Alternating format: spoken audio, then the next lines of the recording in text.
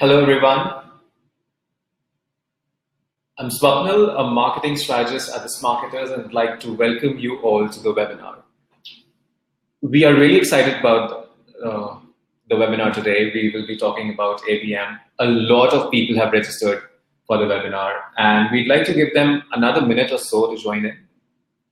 So we'll start off maybe in 2-3 minutes.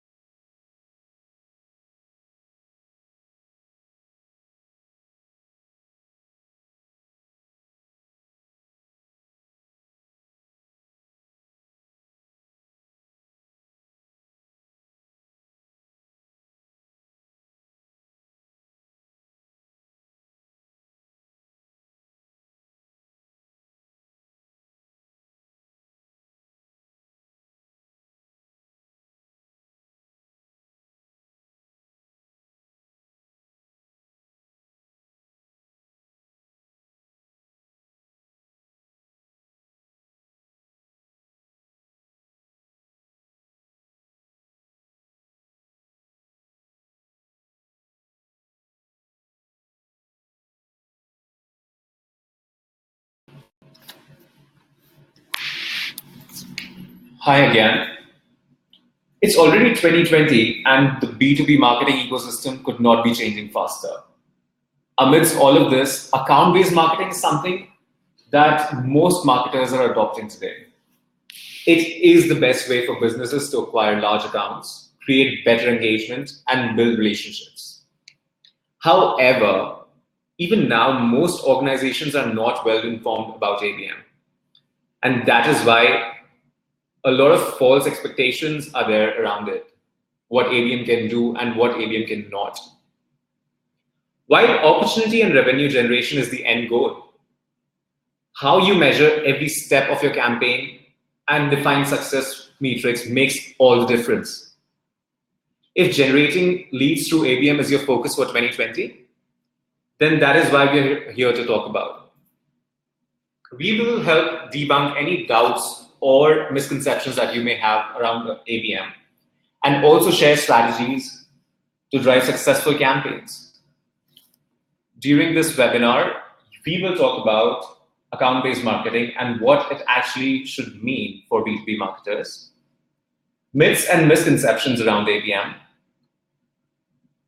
planning for an ABM program, taking the right approach, starting small and implementing ABM at scale, and how defining and measuring ABM success metrics can be done. Today, the webinar will last for 45 minutes. If you have any questions throughout the webinar, you can just post them on the chat box that you see on your screen, and we will take them up towards the end. Ask as many questions as you can, because that is the best way to exploit the knowledge of the man that's here with me today. The host for today's webinar, Mr. Enoch Pakanati. He holds more than 14 years of experience in B2B marketing and has built and scaled sales and marketing teams at IT organizations. He has worked with various Fortune 50 and Fortune 100 companies and has mentored and defined marketing strategies for startups, mid-sized and Fortune companies.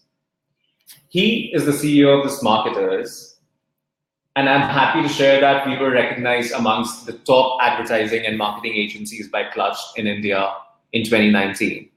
We also won the IT SMA Marketing Excellence Award for our ABM campaign in 2019.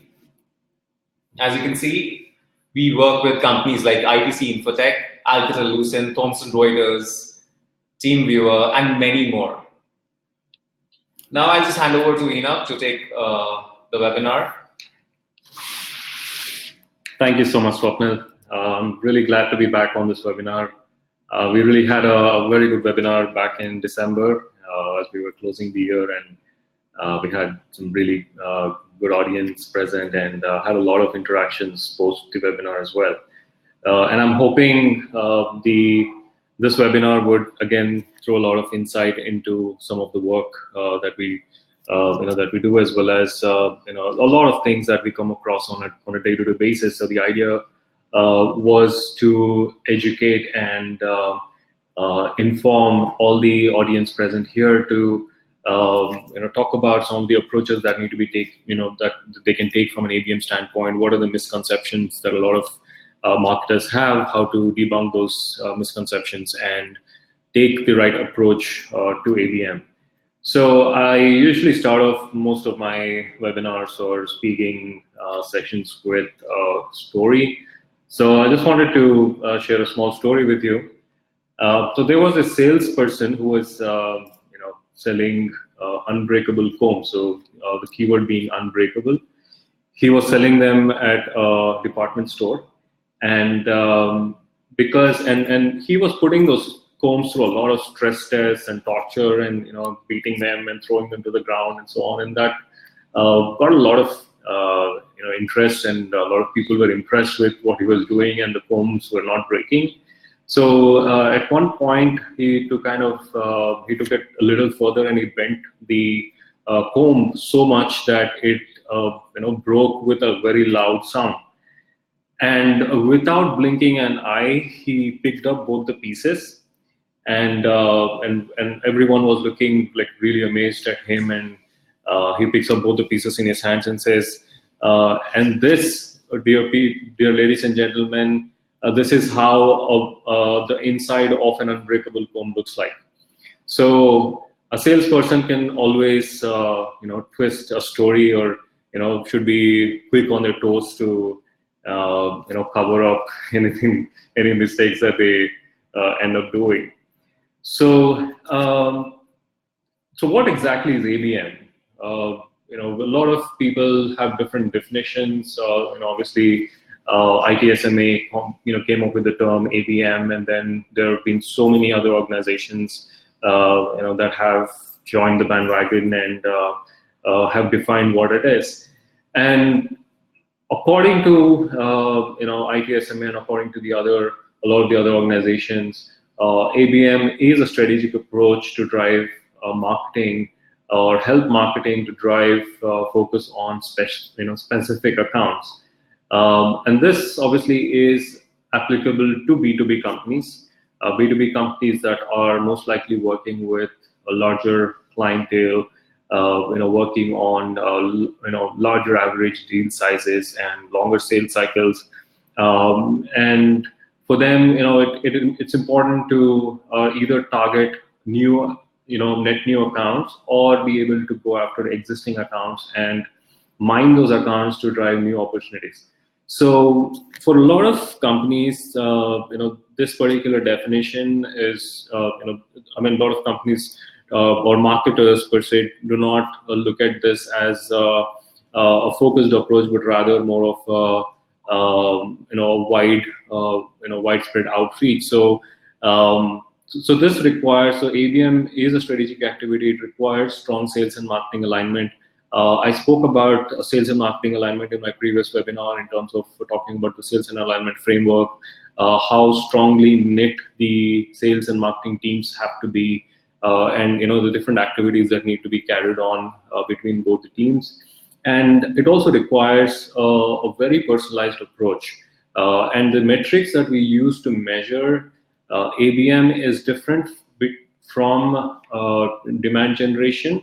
And whatever the lead generation process that we have, which is SQLs, MQLs, and so on, in the top down or the bottom of funnel that we normally follow, and we basically have to flip the funnel here and then focus more on specific metrics that are completely different from what a typical demand gen would ask you to do.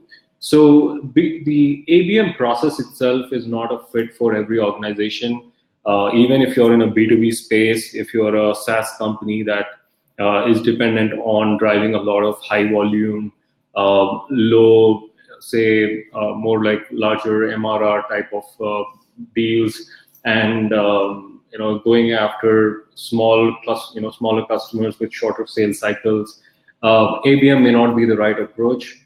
But if you're going after target accounts that are possibly, specifically that these are the accounts that you want to go after that can give you a long-term average, customer, give you a higher customer lifetime value, also help you to close larger deals, and obviously it will take you a certain amount of time to be able to close those deals. Those are the accounts that would usually fall into more of an ABM program, and for which you can drive a lot of personalization. So to kind of set that straight, I wanted to also share some misconceptions a little later. But what a lot of companies say about ABM, basically, Topo or ITSMA, some of these are the industry leaders when it comes to driving statistics around ABM and B2B marketing. And most of these companies have come to a conclusion that almost 99% of the marketers that are doing ABM achieve higher ROI based on from their account-based marketing programs compared to any other type of marketing. And this again applies to B2B marketers, and almost 73% of B2B marketers surveyed say that their average deal size was usually greater with an ABM program or ABM accounts, and almost 91% said that ABM accounts had higher ROI than the regular control group. So overall, and there are so many stats to kind of prove this, that ABM really works. We have a lot of case studies to show that ABM really works. The only catch here is that ABM needs to be completely tailored based on the your particular focus area to the target audience that you're going after, the accounts that you're pre-qualifying for ABM, and then the entire program that is kind of orchestrated around those specific accounts. So those are some specific things that we'll have to take care of, and that's where we are going to now. So coming to some of the misconceptions that surround ABM, a lot of I get on a lot of calls with several companies that they provide services, solutions, products, and so on. Some of the companies have heard about ABM. They know that ABM can really help them generate results.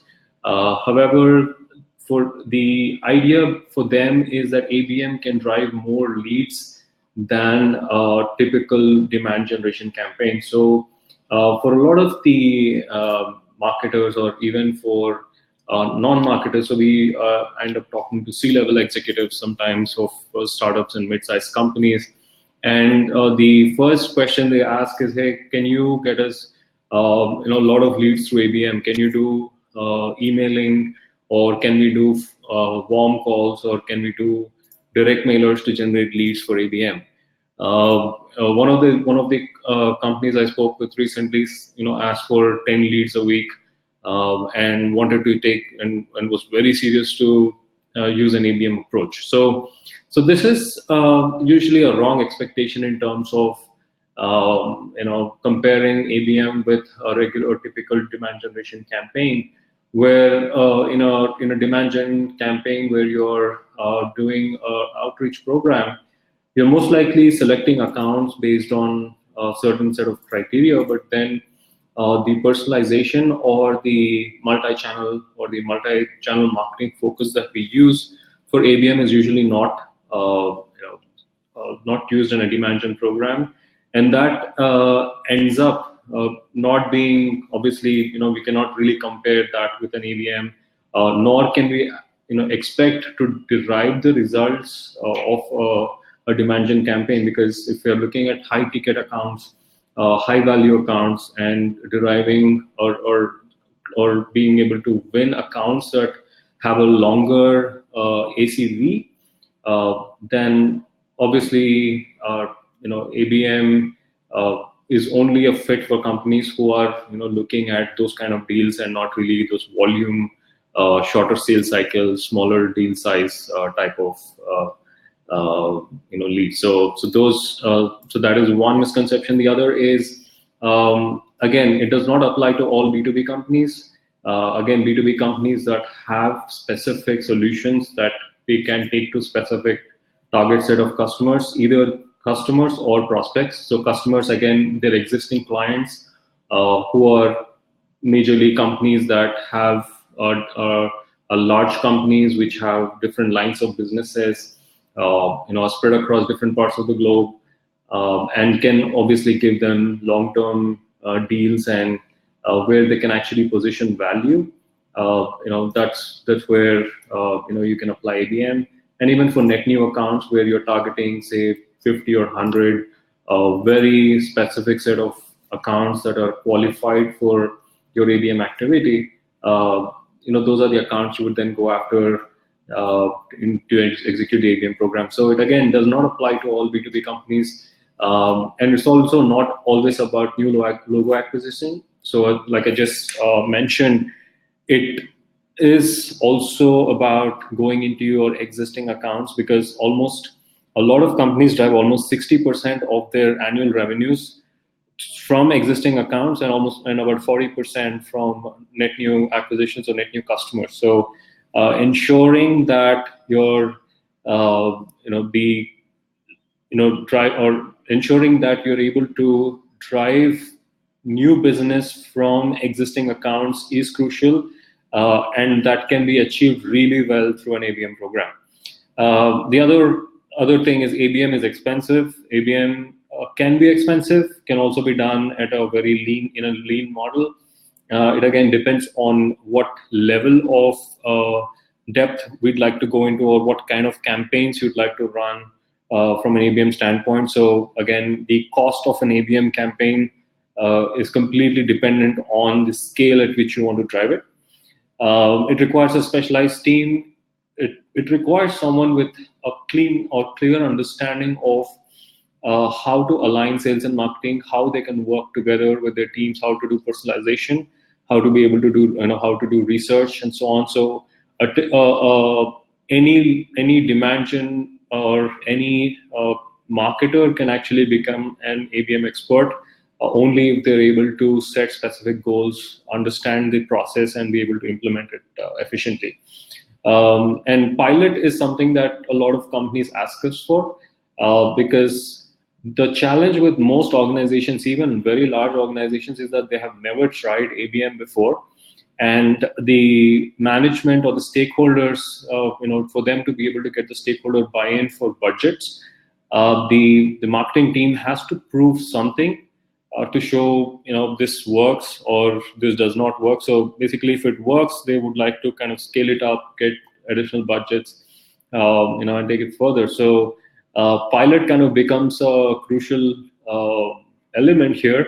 However, a pilot will not give the full advantage of an ABM program. You may be able to measure a few metrics, maybe with respect to engagement and so on, which I'll talk about later. However, but the entire program is what will actually derive the maximum results. So, so that's one of the misconceptions.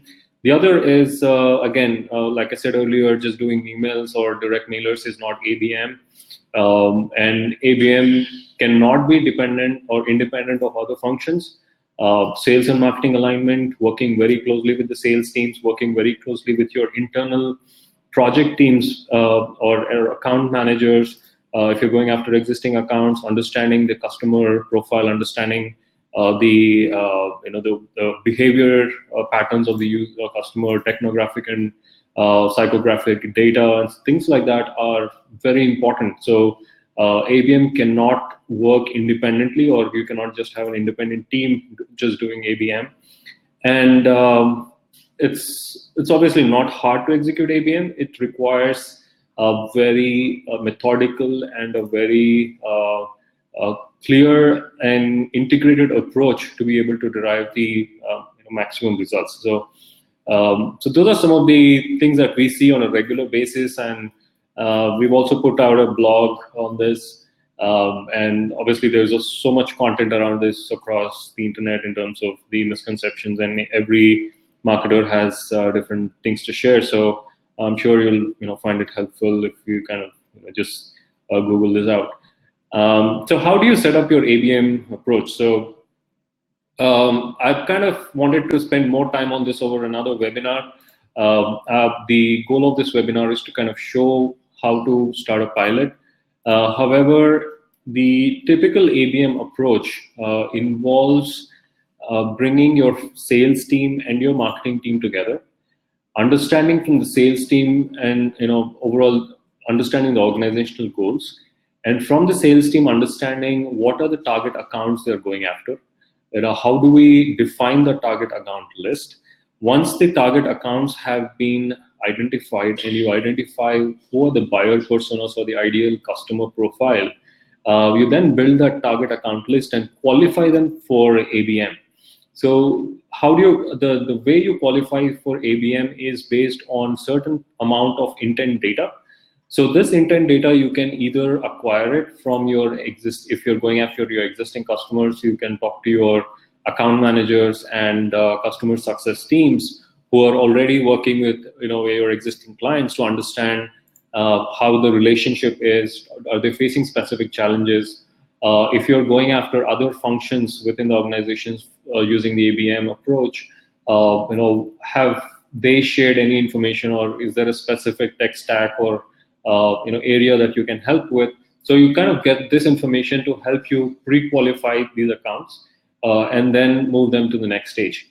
The next thing is defining an entire process. So basically, you'll have to define what is the how are you going to get the data, the amount, the kind of data that is required. How do you make sure that there is an organizational alignment? So here again, you need to make sure that you're setting certain metrics and so on, which again I will talk to you about in the next few slides. So we are looking at overall alignment across the organization, having a agreement from the stakeholder saying these are the metrics that we will look at. Say, for example, engagement. We'll look at marketing qualified accounts. We'll look at sales qualified accounts, and then the qualification criteria and the lead scoring criteria for those accounts to kind of move them to the next level. So you will have to make sure that those metrics are in place and that particular alignment is in place. After which you will then have to start working on the campaign orchestration itself, which means you will have to start working on firstly work on the accounts and the account plans, look at all the research that you can possibly gather about the specific account, the buyer persona profiles. I mean, the research on the specific prospects that you're going after, both their role-specific research as well as their sociographic research, and understanding some of their personal preferences as well. If you're, especially when you're doing a lot of targeted account outreach, and then personalization of content based on the account research that you've done, creating different content across marketing, whether it's reports or whether it's landing pages or ebooks or any other form of collateral that you're creating that is specific to that individual or the organization. Creating custom offers. Maybe you're doing innovation days. You could be doing events. You'd be giving speaker opportunities to people, or hackathons. So it can be any activity that you're doing, but the idea here is to make sure that they're engaging across the spectrum, and then using multiple channels in place. So again, ABM is not just limited to just sending emails or making calls or running targeted ads. There is again a very specific strategy that needs to be followed when it comes to setting up plays. And plays again are completely dependent on the target, the function that you're going after, and the people you're going after, and depend on in the industry you're going after as well.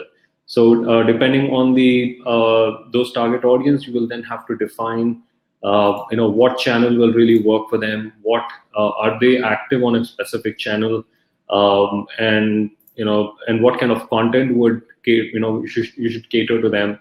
Whether it's going to be a direct mailer with a packaged type of content with a gift, or any other form of information, or are you going to use just digital channels to engage them and bring them to an opportunity stage and so on.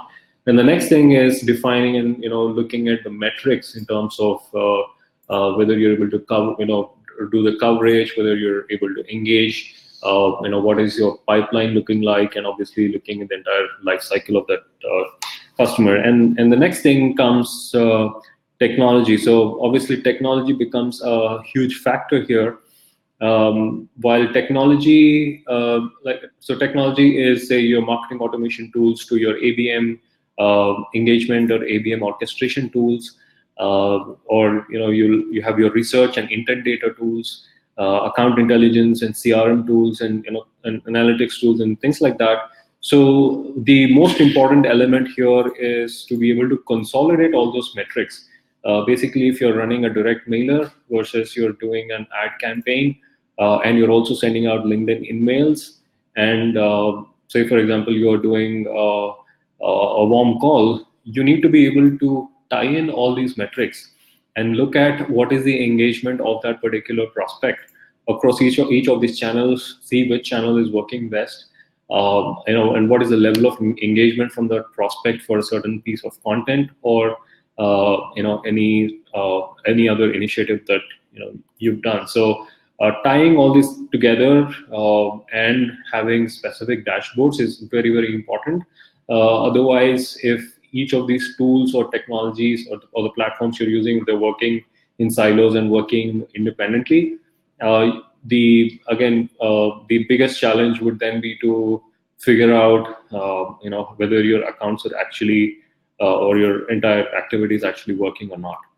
So coming to the most important part, where we talk about pilot versus long-term ABM programs. So pilot is something that a lot of companies ask us to do.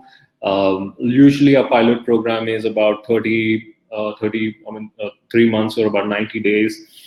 And within 3 months, a lot of these companies expect to show some results because, as I mentioned before, the most important element here is to be able to get stakeholder buy-in and to be able to, to be able to get the budget approvals from the management team and then scale up the entire initiative.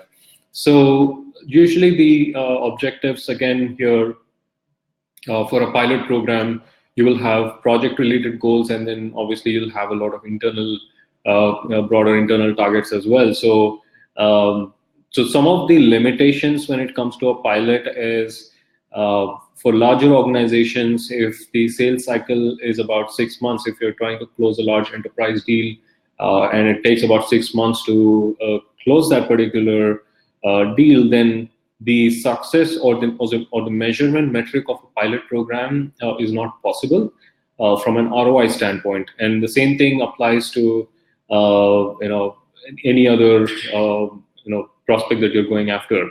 And the only the ensuring, I mean, if alignment is not achieved within that time, say if you have about 3 months to achieve sales and marketing alignment, and if you're not able to achieve that within the initial first week or 2 weeks, then the entire program again could go for a toss. So some of the metrics that you look at from a pilot or an ABM pilot that you want to execute would be mostly on the engagement aspect. Say we can set different targets. So if you're going after new accounts, you can look at engagement with named individuals in the decision-making unit, which is you have figured out. So one of the important things is do not go after a lot of accounts. Maybe pick about a handful or just a few accounts that you think are qualified to be a part of a pilot program, and then from those set of accounts, you then start looking at how you can engage with the individuals in a certain function or the decision-making unit. And then other metrics like how many face-to-face business meetings are you able to achieve? How many pitches are you able to send across, or number of product demos that you've been able to do, or proposals and conversion rates and so on. However, in such a short pilot, especially when your sales cycles are longer, these metrics will be hard to track. So the most important metric in a pilot would be the engagement. So if you're able to see that out of 10 accounts that you've targeted, you're able to get at least 6 or 7 of those accounts that are marketing qualified accounts, which is they've shown certain level of engagement on your content and showed some level of interest. Then you can consider that your pilot program has been successful, and you can then work on scaling it up. The same thing applies to existing accounts. Basically, the goal would then be to increase your average order value or reduction in attrition rate, things like that. So again, even with existing customers, you will have to look at engagement as the metric when it comes to a pilot. So the internal targets that you will need to look at would be how you can improve alignment between sales and marketing. And like I said, this is the most important aspect of ABM. If the sales team is not fully on board with the marketing team and help them with defining the target set of accounts, work with them throughout the entire process, take the leads that have come to a certain stage to nurture them, to qualify them and move them to an opportunity stage, the entire process would be lost. And so that is the most important thing. And improving the perception of marketing across the business is also very important, because ABM is a time-taking activity. Business will not wait for results to come. Usually, if it's taking you 3 months or 4 months to start seeing some leads, then obviously the business is not going to wait, because they're spending a lot of money, and they are not seeing any leads come in the first couple of months. So, and obviously marketing starts facing the pressure. So setting the expectations and making sure that the business also knows what you're doing and what are the expected outcomes is very important, that you said in the beginning. And basically you'll have to make sure that you're proving within the organization that it can work with your target set of accounts, and also it can be scaled into a full scale program. So like I mentioned earlier, again, the technology stack becomes important here as well. However, you can work on a very lean model, especially with a pilot. So basically you might be doing targeted ads, you may be doing some direct mailers, email, LinkedIn, and maybe calling, which do not require heavy investments into ABM tools. However, once you have decided to move into a full-scale program is when you will definitely have to invest in strong intent data and analytics, as well as ABM orchestration platforms. So that is the most important thing. And some of the reasons why your pilot could possibly fail is especially when you're not committing fully to the program. So pilot programs again are extremely important, which means you will have to work very closely with your teams to first look at what are the accounts that you can leverage. Say if you've already built some content for a certain industry, and you already have some accounts that you worked with in the past, and you can take those accounts which are your existing customers that can become your immediate targets, and cater the content that you have to repurpose it, personalize it, and share it across your accounts. And basically you need to make sure that it is still personalized, you still have the required intent and research data backed up. So those are extremely important, and those will again help you to be able to achieve your goals within that 90-day time frame. And the next thing is trying to tackle too many accounts. So again, you'll have to pick a handful of accounts. Don't go after too many accounts, because ABM is a time-taking activity. You and your team will have to spend a lot of time and energy into identifying those accounts, researching, identifying the prospect profiles, and building out the content, defining the entire program, the place, as well as the channels and things like that. So taking too many accounts again could put you into trouble. Failing to create a strong sales and marketing alignment, again, this is something that I cannot emphasize enough, because this is the most important part of the entire ABM process. And then and obviously you'll have to make your project goals, which is engagement, as your primary focus and scale as your secondary focus, because unless you're able to prove within the organization that ABM works and ABM has shown you results, that's when you can then start focusing on the scale of the overall program. So how you can partner, how you can plan for scale. Basically, once you've been able to finish your pilot program, you then kind of expand the existing target account base. You work with your sales teams to expand the account segment to more accounts, as well as create different ABM campaigns. So instead of just one, just a few set of accounts, you most likely would go after both net new as well as existing, and run 2 different parallel campaigns. And then, like I said, you would then look at a larger technology stack. You'd build a stronger alignment between your teams, as well as build a complete 1:1, 1:few, and a 1:many target account list, and then execute a full-blown ABM campaign. So it is not very different from a pilot program.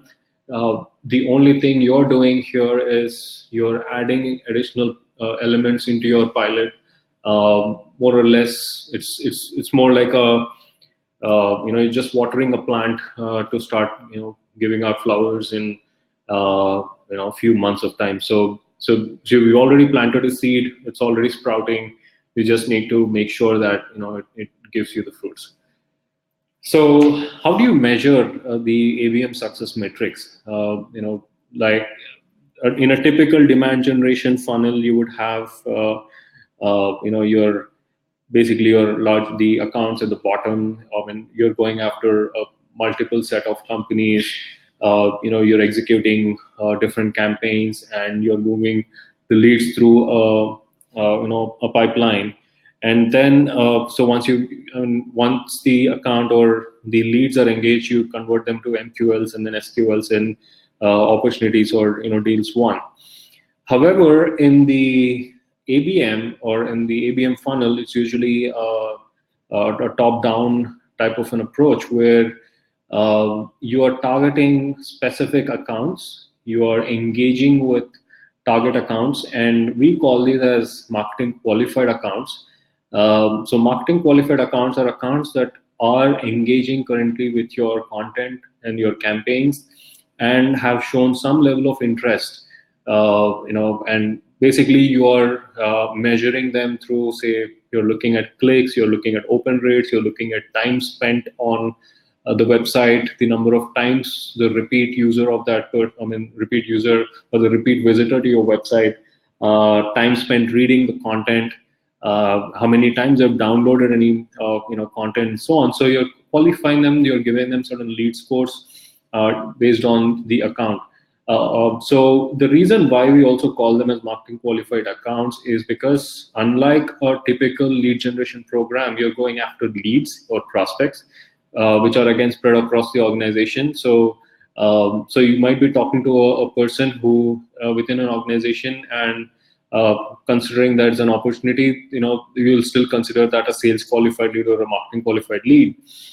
In a account or in ABM, you would have a single account where you'll be going after 5, 6 to 8 stakeholders, and usually this is a combination of decision makers and influencers, and you are trying to influence all the 6 to 8 people, and any people or and then your score is dependent on how many people within that account are engaged or interested in reading your content, and you're taking that account as a whole instead of just considering that one person as a lead. So all of these people do play a role in the decision making process. However, the MQA criteria gives us a complete picture of the engagement from that account itself. So from there, we would drive SQAs, which is sales qualified accounts, or you can also call them as opportunity target accounts, where you from the where the sales team will then get in touch with the MQAs and then identify an opportunity and take those leads to conversion stage, which is deals won. So the same process is followed across either new business acquisition or existing customer expansion or greenfield accounts, where you're just going into other lines of businesses of an existing account and expanding there. So like I just said, demand gen, we call them MQLs and SQLs, while in ABM we consider an account as a whole, and then we define them as MQAs and SQAs.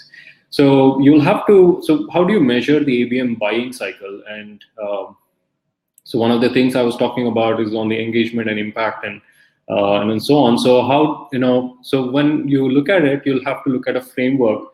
And there are multiple frameworks, and it depends on how you're kind of defining your overall program. However, these are some of the basic metrics that you will have to look at, which is coverage, engagement, impact, and influence.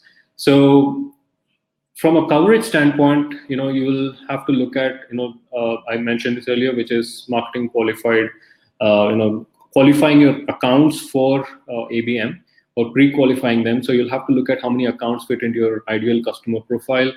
Are you able to identify the decision makers and influencers in each account?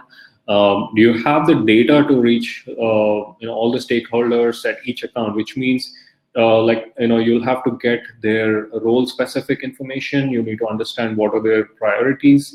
You need to understand their own sociographic information, maybe understand some of their personal preferences, maybe something like they're a baseball player, or they're interested in adventure sports, or he's an avid reader. So it could be anything. And understand, like, say you want to get their birthdays and things like that for some personalized campaigns. And again, how many, and you need to also look at how many people you're able to reach within the target accounts that you're going after.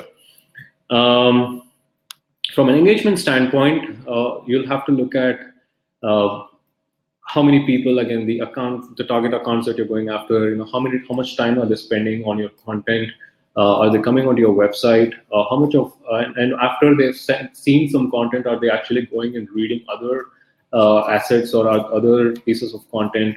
How much of the, how many people within that account actually came in and read, that specific set of content? If they're attending specific events and so on, or whether it's online or in person, have you been able to engage those, again, those prospects from that account, and intensity of the engagement. So as you're having multiple touch points, so ABM, again, when you set different place, you will have different touch points. So throughout those different online and offline and digital and ads and different other touch points, what is the intensity of the engagement you see from that account is extremely important. And the next thing is the impact, basically from the engagement that you've seen. Has that resulted in giving you any form of inquiries either through your website? Has anyone given you a call back, or do you have any email inquiries, or have you been able to do demos, or how many opportunities were you able to drive from the overall ABM program? Is what you measure as impact. And on the influence standpoint, you look at how much you're able to. Are you able to drive the sales cycle shorter? Is your sales cycle shorter for all the accounts that you've done, or executed through your ABM program compared to a typical sales cycle that you have? Is your deal size increasing compared to a non-ABM account, because obviously you're going after a target account? And is your win rate better compared to a non-ABM account or a non-ABM program? And how does your marketing pipeline look like? So how many accounts that have engaged to a program are you able to move to an MQA stage? Is something you consider as influence. So this is a ABM scorecard. Again, it depends on how you would like to structure it. We look at funnel progression in terms of total accounts in different segments that you've identified.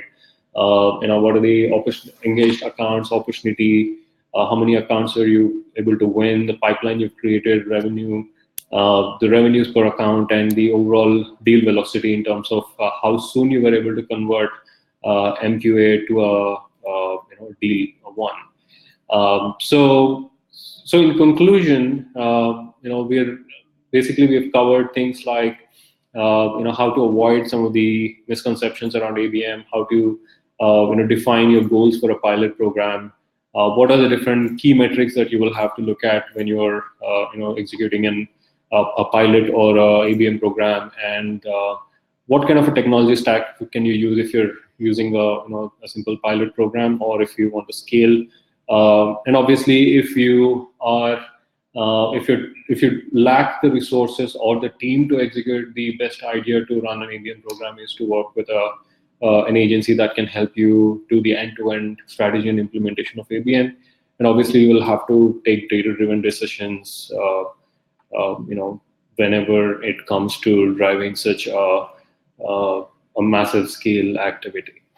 So thank you very much again, everyone, for taking time for this webinar. I know time flew very fast, at least for me, and I hope this was useful. And if you have any questions, I'll be happy to answer. You have a questions option in the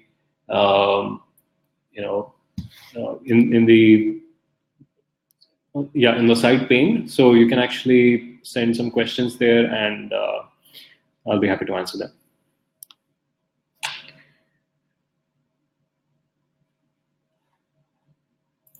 So I have a question from Surya Teja, who's asking me what data points should we focus on when trying to do ABM and where can those be found? So data points again, so it will depend on which target audience you're going after. So data points can be anything like,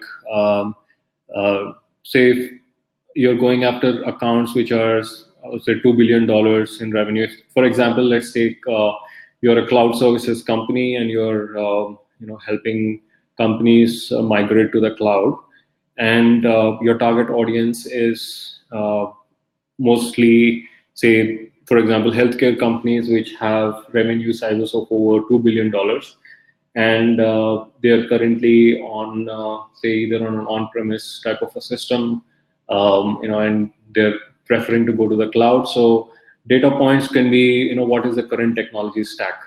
Um, what is the intent data? What does their roadmap look like for the next 5 years? So you can either get that from their annual reports, or you can also look at some of the intent platforms like Discover.org or Bombora or Mintigo, and some platforms that can actually give you intent data. And the other way is to do certain surveys and be able to gather that information. So I have one question from Sneha. LinkedIn Sales Navigator a good place to scout for targeted accounts? What role do social media play in ABM strategy? So LinkedIn Sales Navigator is definitely a good place to go for targeted accounts. Now, picking targeted accounts, Sales Navigator will give you options around industry, say employee size, and you can also use different filters for, say, technology and titles and things like that. However, if you want to go deeper into research of each of these accounts and qualify them for ABM, then you will obviously need additional tools. If you want to use LinkedIn for targeted ABM outreach, which is again, if you're doing sponsored content ads via LinkedIn for a specific set of accounts and people, it works brilliantly. Again, it is only, again, you would, I would say, be able to measure purely on an engagement standpoint, because lead generation from LinkedIn, purely LinkedIn, is not advisable. When it comes to social media strategy for ABM, again, you can use LinkedIn InMail, you can use LinkedIn Connects and messaging, you can use Twitter messaging. Some companies also have used Facebook as a channel, again, for personalized messaging. End of the day, as long as your content is highly personalized, you know who you're going after, and you have completely catered your content to solving a specific challenge or addressing, know exactly what to share with that person in terms of either content or information, it works very well. And again, it depends from segment to segment and country as well, or geography as well. So certain industries are not very active on LinkedIn. So depending on who you want to go after, you'll have to make a decision. How many accounts is good to launch a pilot ABM?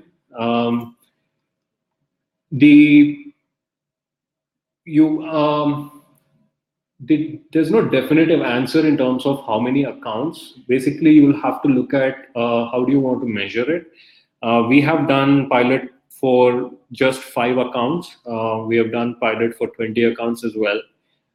So it depends on the scale at which you want to go after these accounts. For example, for one of the customers that we are working with, the initial pilot program, we only ran for 5 accounts. However, within those 5 accounts, each account again focuses across different functions. So it's almost like an organization within an organization. So we're going after a large billion-dollar organization, again with different functions. So we are building strategies across different functions, solutioning, content, profiling, research, and things like that. So it in itself is a huge activity.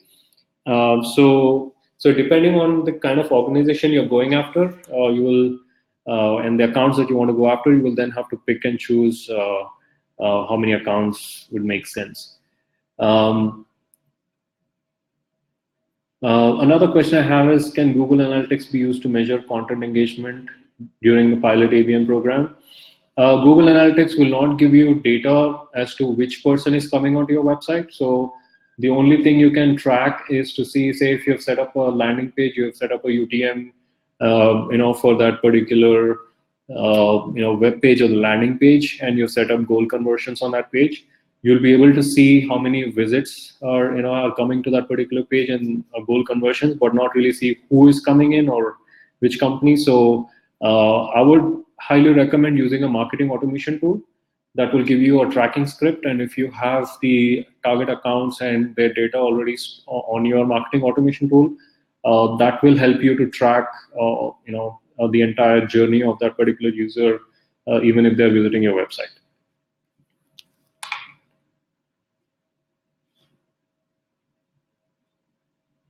I have one question regarding for a custom software development. What could we propose as value proposition apart from delivery time and quality? So that is something that the organization has to answer, because there are hundreds and thousands of custom software development firms. So the unique value proposition, again, is something that you will have to bring to the table. Basically, either your solution, you're kind of packaging certain things as solutions and presenting to certain industries. You're building use cases, and so on, so that the target accounts then look at you as more of a thought leader than just a development firm. So that's something that you will have to define as to how well you want to position that thought leadership or solutioning overall.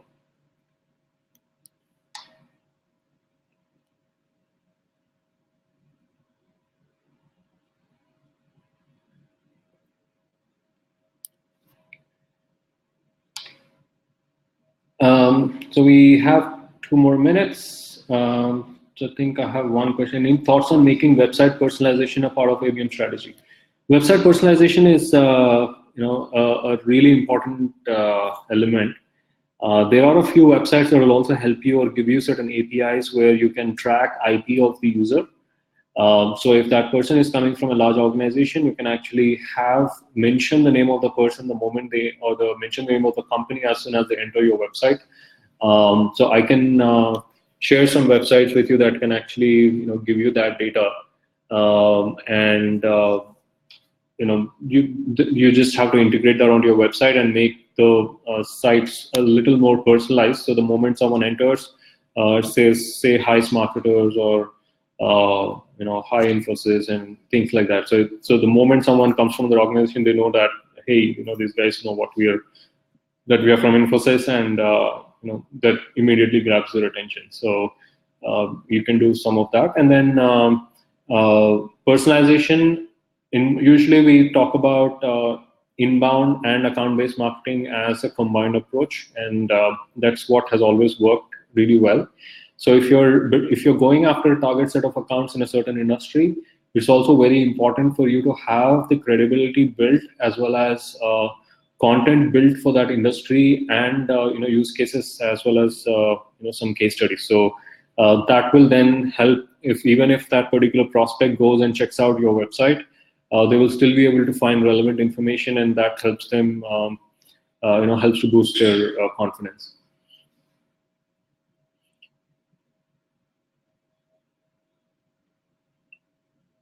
So the personalized website hack I have one question. Can the personalized website hack backfire? It could, but then again, it's IP based. So usually we're not capturing the person's data. We're basically just looking at IP data of the company, which at least in India does not cause, or in the US at this point as no issues. Unless that particular company has a problem, shares a problem. But at this point, we have not seen.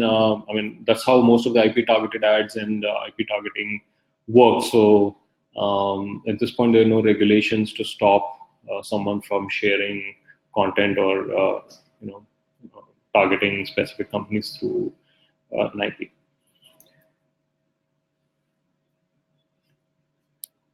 So So we are at the end of the webinar. I hope I was able to answer all your questions. So thanks again so much for taking your time for this webinar. We will send you the presentation deck that we've shared today. I think some of you had some challenges with seeing the deck. So thanks again, and we will have another webinar shortly next month, and we'll keep you posted. Thanks again, and have a wonderful rest of the week.